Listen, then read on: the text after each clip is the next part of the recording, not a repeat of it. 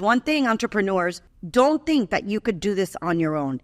You need a village to create this empire. Yep. And whoever tells me that they could do it on their own, they're going nowhere. Right. Impossible. Right. I don't care how good you are. Even just getting around you or me or coaches and mentors, and you said masterminds.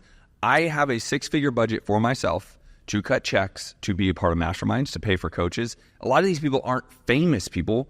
These are the experts in a very niche part of what I need for my business, right? 100%. That's another part is all you out there watching this or listening to this, if you're interested, then you go and get in Sophia's world, right? Even if it's a check you have to cut to figure out whether you want that, it is a much smaller check than going around your whole life and having opportunity cost and wondering should I, coulda, woulda, and then never doing anything about it. But at least if you get around Sophia or others, you'll at least know. And what if it does strike gold and you go, oh my God, I'm going to be the next Sophia, right? I'm going to be the next powerful woman who created this. I had mentors when me and Bobby were starting off our journey of being entrepreneurs. It would have been so much easier. Yeah. What would you guys have done differently? No, now that you say that, you did a lot of different things. But if you literally are connecting the dots looking backwards, not differently like would you have changed everything? I'm just saying would there be a vertical, an industry that you would have started earlier, whether it be the financial, whether it be real estate? Would you have done something differently to kind of set this up now that could have sped up that learning curve? So I'm going to give you a 2-part answers to that one. I would not change a thing right now because that journey taught me so much, me and Bobby, that now we're able to share this knowledge, this wealth of just doing things that I would have never learned really probably if I would have had a different path. Yeah. But yes, I would love to have a mentor to be able to pave the way a little bit maybe. Sure. So that we wouldn't have so many crashes. We got involved in real estate in 2003. Okay. Without no knowledge in real estate, just thinking, we're business owners. Yeah. We have money and we had all the financial institutions that were available to us to finance and leverage ourselves to the max because we had the relationships. Yeah. So I would have loved to been able to had a coach maybe or a mentor so that we didn't, because in 2003 we started getting into condo conversions.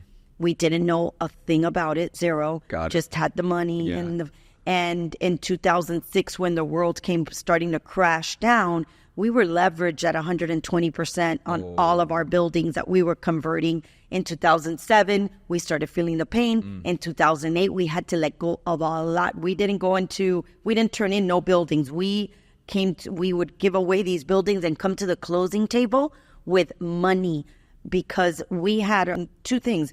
We had our business, that BHG, as collateral to all of our finances on our real estate. There was no way that we were going to let go of that business that we had built, and it took us so much struggle to let go and go into foreclosure and lose our business because that was what was bringing in the money to be able to afford real estate. And number 2, it was our reputation and our credit.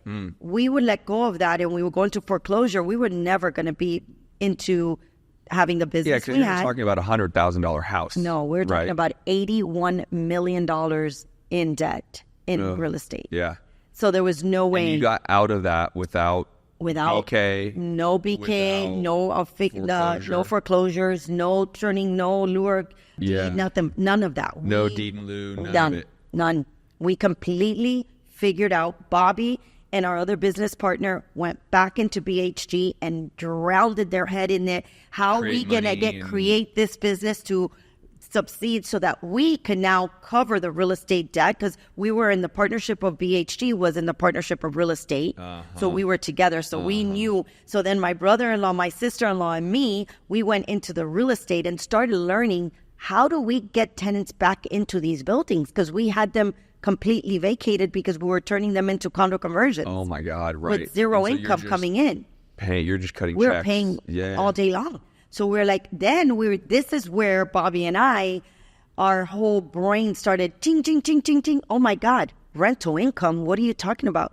You get rental income monthly and you just get a check? And we're like, and at this time, we're not making no money because we have bought the buildings very sky high, overpriced. We were over leveraged on our mortgages. So any money that was coming in was to pay all these expenses that these buildings needed. So we were like, but we were like, wait a minute, we could do this the right way. Yeah. Get into rental properties and we're going to receive passive income. So did you, just for clarity, did you have to not give back, but did you have to unwind all of your rentals at that time? All of them? You sold them all, cut checks to close them, but they're all Get rid of the ones that we knew. We stayed with 2 or 3 buildings that we knew we could cash flow a little bit, at least to cover all the debt from those buildings. Once we filled them back up, then we sold them. Because they were rental income. And again, but at least they were sellable. People wanted them. They had cash flow. So we sold those buildings, and we still have one from this whole condo conversion that we still own because it's it's a trophy property. Me and Bobby just couldn't detach ourselves.